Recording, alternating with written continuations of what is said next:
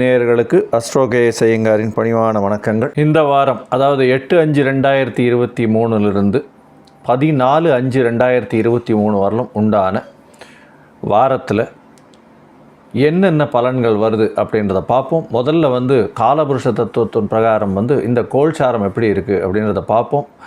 முதல்ல மேஷ ராசியில், அதாவது காலபுருஷ தத்துவத்தின் முதல் ராசியான மேஷ ராசியில் பார்த்தேனால் ராகு, குரு, சூரிய பகவான் மற்றும் புத பகவான் இருக்கா.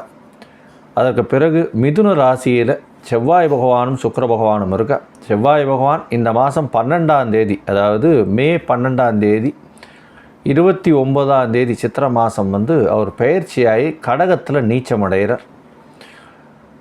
சப்தமம்னு சொல்லக்கூடிய துலாத்தில் கேது பகவான் இருக்கார். 11ஆம் இடம்னு சொல்லக்கூடிய கும்பத்தில் சனி பகவான் இருக்கார். இந்த வாரத்தில் அதிவேகமாக செல்லக்கூடிய கிரகம் அப்படின்னு சொல்லக்கூடிய சந்திர பகவான் பார்த்தேலையானால் அனுஷம் கேட்டை நட்சத்திரத்திலிருந்து உங்களுக்கு பார்த்தேலையானால் அவர் ஜேஷ்டா நட்சத்திரத்திலிருந்து பூரட்டாதி நட்சத்திரம் கும்பராசி வரலும் போகிறார். அதாவது விருச்சிக ராசியிலிருந்து கும்பராசி வரலும் போகிறார். இதனால் என்ன அப்படின்னா, இதனால் இந்த வாரத்தில் மேஷம், ரிஷபம், மிதுனம், கடகம் இந்த 4 ராசிக்காரர்களுக்கும் சந்திராஷ்டமம் வருது.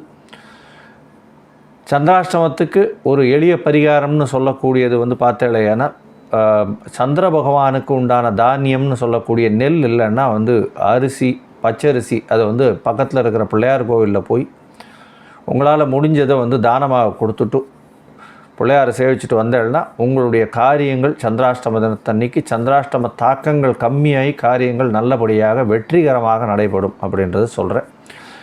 இந்த வாரத்தில் வரக்கூடிய சிறப்பு அம்சம் அப்படின்னு பார்த்தேன்னா, திங்கட்கிழமை 8ஆம் தேதி அன்றைக்கே உங்களுக்கு சங்கடஹர சதுர்த்தி. சாயந்தரம் சதுர்த்தி ஒரு 7-7:30 மணிலேருந்து சதுர்த்தி ஆரம்பிக்கிறது. அதாவது பௌர்ணமியிலிருந்து 4ஆம் நாள், அதாவது தேய்பிறை சதுர்த்தி. இது சங்கடத்தை தீர்க்கக்கூடிய நாளாக இது கருதப்படுகிறது.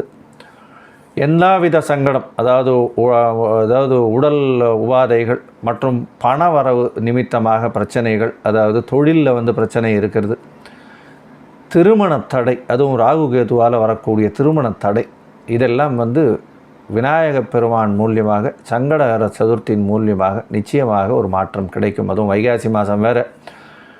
இப்போ ராகு கேதுவுக்கு பண்ணக்கூடிய பிரீத்தியாகவும் இந்த சங்கடஹர சதுர்த்தியை பண்ணலாம். அதாவது விநாயகர் பெருமானுக்கு ஒரு அருகம்பல் மாலையை போட்டுட்டு அவருக்கு ஒரு தேங்காயை சுற்றி உடைச்சிட்டு இல்லையானால் உங்களுக்கு வரக்கூடிய இருக்கக்கூடிய பிரச்சனைகள் எல்லாம் கண்டிப்பாக சூரியனை கண்ட பனி போல உருகி செல்லும் அப்படின்றத சொல்கிறேன். இந்த வாரத்தில் பார்த்தோம்னா சஷ்டி வருது. சஷ்டி விரதம் புதன்கிழமை அன்றைக்கி வருது. அதாவது 10ஆம் தேதி அன்றைக்கி சஷ்டி விரதம் வரும். அன்றைக்கி சஷ்டியில் விரதம் இருந்தால் அகப்பையில் குழந்தை ஏற்படக்கூடிய வாய்ப்புகள் உண்டு அப்படின்னு சொல்லுவாள். அதனால் குழந்தை இல்லாத தம்பதியினர் சஷ்டி விரதம் இருக்கிறது, முருகப்பெருமானை நோக்கி இருக்கிறது ஒரு பெரிய விசேஷம். அதற்கு பிறகு பார்த்தேனால் 14ஆம் தேதி, அதாவது இந்த வாரம் ஞாயிற்றுக்கிழமை பார்த்தேன்னா அவமாகம்னு போட்டிருக்கோம். அவமாகம்னா என்ன அப்படின்னா, ஒரு திதி இல்லைன்னா ஒரு நட்சத்திரம் இல்லைன்னா யோகம். இது ஒரே நாளில் 3 திதிகளோ நட்சத்திரங்களோ யோகங்களோ வந்ததுன்னா அவமாகம் அப்படின்னு சொல்கிறது. இந்த வாரத்தில், அதாவது 14ஆம் தேதி பார்த்தேனால் நவமி திதியில் ஆரம்பிக்கிறது நாள். அதாவது கார்த்தால் ஒரு 15 நிமிஷம் 20 நிமிஷம், அதாவது ஒரு 20 வினாழிகை கூட, ஒரு 20-25 வினாழிகை கூட இல்லை, 6-17 6-20 வரலும் உங்களுக்கு நவமி திதி இருக்குது. அதற்கு பிறகு தசமி திதி பார்த்தேன்னா 54 நாழிகை தான் இருக்குது. அதனால் அடுத்த நாள் அர்லி மார்னிங் ஒரு 3:30-4 மணியோடு உங்களுக்கு இது போயிடும், தசமி திதி போயிடும். அதுக்கப்புறம் ஏகாதசி திதி ஆரம்பிக்கிறது. அதாவது ஒரே நாள் சூரிய உதயத்திலிருந்து அடுத்த சூரிய உதயத்துக்குள்ளே 3 திதிகள் வர்றதுனால இது அவமாகம்னு பேர். இந்த அவமாகம் எதுக்காக ஒரு பெரிய விஷயமா சொல்கிறேன்னா, இன்றைக்கி அதாவது 14ஆம் தேதி அன்றைக்கி புதிய விஷயங்களையோ நல்ல விஷயங்களையோ சுப காரியங்களையோ பண்ணக்கூடாது அப்படின்றது ஒரு ஜோதிட சம்பந்தமான விஷயம். அதனால் வந்து இந்த அவமாக நாட்களில் வந்து புதுசாக எதையும் பண்ண வேண்டாம். ஜோதிடத்தின் பிரகாரம் வந்து இந்த நாட்களை என்ன சொல்கிறது, தனியாக வச்சுடுறதும் இந்த நாட்களில் வந்து சுப காரியங்கள் பண்ணாமல் இருக்கிறதும் ரொம்பவும் நல்லது அப்படின்றத சொல்கிறேன். இப்போது இந்த வாரத்துக்கு உண்டான 8/5/2023 14/5/2023 வரை உண்டான வாரத்திற்கு ஒரு ராசிக்காக மேஷம் முதல் மீனம் வரை எப்படி இருக்குது அப்படின்றத பார்க்கலாம். விருச்சிக ராசி, விசாகம், அனுஷம், கேட்டை இந்த 3 நட்சத்திரம் 9 பாதங்களை கொண்ட ராசி. ராசியின் அதிபதி 8ஆம் இடத்தில் இருந்தாலும் இந்த வார கடைசியில் வந்து 9ஆம் இடத்துக்கு போகிறார். ஆனால் அங்கே நீச்சப்பட்டு போகிறார். அதனால் வந்து நீச்சப்பட்டு இந்த வார கடைசியில், அதாவது சித்திரை 29 ஏப்ரல் 12ஆம் தேதி பார்த்தேன்னா அவர் வந்து நீச்சப்பட்டு போகிறது. தந்தையின் உடல் நலத்தில் கொஞ்சம் வந்து ஜாகிரதையாக பார்த்துக்கிறது ரொம்பவும் நல்லது. வேலையில் உங்களுக்கு மாற்றங்கள் ஏற்படக்கூடிய வாய்ப்புகள் நிச்சயமாக இருக்கும். ஏன்னா வெளியூர் வெளிமாநில பிரயாணங்களும் இருக்கும். நிச்சயமாக நீங்கள் செய்யும் வேலை செய்கிற இடத்துல கொஞ்சம் மாறுதல்கள் இருக்கும். ஆனால் அது ஒரு ஏற்றமாக இருக்கக்கூடிய காலகட்டமாக இருக்கும். கவலைப்பட தேவையில்லை.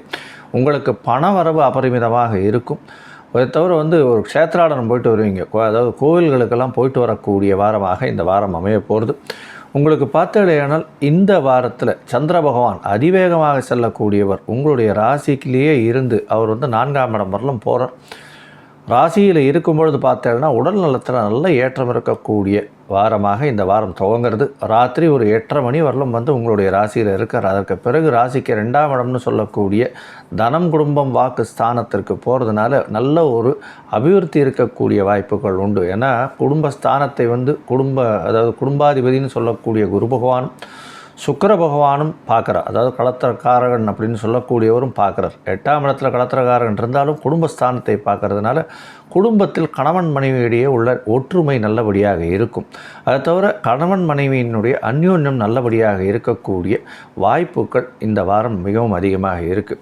உங்களுடைய ராசிக்கு 2ஆம் இடத்துல வந்து சந்திர பகவான் 10ஆம் தேதி ராத்திரி ஒரு 11:30 மணி வரலும் இருக்கார். அதற்கு பிறகு வந்து உங்களுடைய ராசிக்கு 3ஆம் இடத்துக்கு போகிறார். 3ஆம் இடத்திற்கு போகும்பொழுது பார்த்தேனால் உங்களுடைய முயற்சிகள் அனைத்தும் வெற்றி பெறக்கூடிய வாய்ப்புகள் நிச்சயமாக இருக்கும். ஏன்னா அங்கே வந்து 13ஆம் தேதி அதிகாலை வரலும் இருக்கார். அப்போ வந்து உங்களுடைய ராசிநாதன் வந்து நீச்சப்பட்ட ராசிநாதனை வந்து அவர் பார்க்குறார். ஏன்னா அந்த 9ஆம் இடத்திற்கு அதிபதியானவரே 9ஆம் இடத்தை பார்க்குறார்.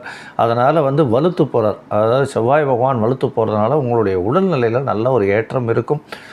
இதை தவிர வந்து உங்களுக்கு பொருள் வரவு அபரிமிதமாக இருக்கும். இளைய சகோதரர்கள் மூலியமாக ஒரு நல்ல ஏற்றம் இருக்கக்கூடிய காலகட்டமாக இருக்கும். இதை தவிர வீடு, மனை, வாகனங்கள் வாங்கக்கூடிய வாய்ப்புகள் மிகவும் அதிகம். இந்த விருச்சிக ராசிக்காரர்கள் வந்து இரும்பு சம்பந்தமான தொழில், அதை தவிர வந்து மண், அதை தவிர டாக்டர், மிலிட்ரி சர்வீசஸ், கவர்மெண்ட் சர்வீசஸில் இருக்கிறவங்களுக்கெல்லாம் வந்து நல்ல ஏற்றமான காலமாக இந்த வாரம் அமையப்போகுது. நீங்கள் வந்து எந்த இடத்தை தொட்டீர்கள்னாலும் அந்த இடத்துல நிச்சயமாக பண வரவு அதிகமாக இருக்கும். இதை தவிர பார்த்தீர்களேனால் உங்களுடைய ராசிக்கு 6ஆம் இடத்துல குரு பகவான் இருக்கிறதுனாலையும் 4ஆம் இடத்துல வந்து சனி பகவான் இருக்கிறதுனாலையும் எந்த இடத்துல கடன் கேட்டிங்கன்னாலும் கண்டிப்பாக கிடைக்கும். சந்திர பகவானும் வந்து 3ஆம் இடத்துல முயற்சி ஸ்தானத்தில் போய் உட்கார்றதுனால தொழிலில் நல்ல ஒரு அபிவிருத்தி இருக்கும். உங்களுக்கு பதவி, புகழ், அந்தஸ்து, கௌரவம் இதெல்லாம் இந்த வாரம் வரக்கூடிய வாய்ப்புகள் உண்டு. அதுவும் வந்து இந்த சமையல் கலைஞர்களுக்கு நல்ல ஒரு ஏற்றமான வாரமாக இந்த வாரம் அமைய போகிறது. அதை தவிர இந்த பேஸ் ஒர்க்கர்ஸ்னு சொல்லக்கூடிய இந்த என்ன சொல்லுது, இந்த பேஸ் இதுன்னு சொல்லக்கூடிய இந்த ஸ்விக்கி இந்த மாதிரியான விஷயங்கள், சாப்பாடு பொருட்கள்லாம் எடுத்துகிட்டு போகிறாங்க இல்லையா, அவங்களுக்கெல்லாம் வந்து ஒரு நல்ல ஒரு இன்சென்டிவ் அந்த மாதிரியான விஷயங்கள் இந்த வாரம் வரக்கூடிய வாய்ப்புகள் உண்டு. 13ஆம் தேதி அதிகாலை ஒரு 2 மணியிலிருந்து 14ஆம் தேதி 15ஆம் தேதி வந்து உங்களுடைய ராசிக்கு 4ஆம் இடத்துல இருக்கார் சந்திர பகவான். அந்த காலகட்டத்தில் புணர்ப்பு யோகம் வருது. அந்த புணர்ப்பு யோகம் வரும்பொழுது சில வேலைகள் தாமதமாகுமே தவிர தடைபடாது. அதாவது நீங்கள் வீடு வாங்கணும்னு நினச்சிங்கன்னா கொஞ்சம் தாமதமாகுமே தவிர தடைபடாது. அதனால் வந்து கண்டிப்பாக உங்களுக்கு இந்த வாரம் புதுசாக நீங்கள் வண்டி வாகனங்கள் வாங்கக்கூடிய வாய்ப்புகள் உண்டு. தாயாரின் உடல்நிலையில் நல்லபடியாக இருக்கக்கூடிய வாய்ப்புகள் நிச்சயமாக இருக்கும். 8ஆம் இடத்தில் சுக்கிர பகவான் மறைஞ்சிருக்கிறதும் வந்து ஒரு நல்ல விசேஷமாகவே இருக்கும். ஏன்னா அவர் 2ஆம் இடத்தை பார்க்கறதுனால குடும்பஸ்தானம் அதீதமாக சுபப்படுறதுனால இந்த வாரத்தில் கணவன் மனைவியிடையே ஒரு நல்ல ஒற்றுமை இருக்கும். கண்டிப்பாக உங்களுடைய குடும்பத்தில் நல்ல ஒரு சுபகாரியம் நடக்கக்கூடிய வாரமாக இந்த வாரம் அமையிறது.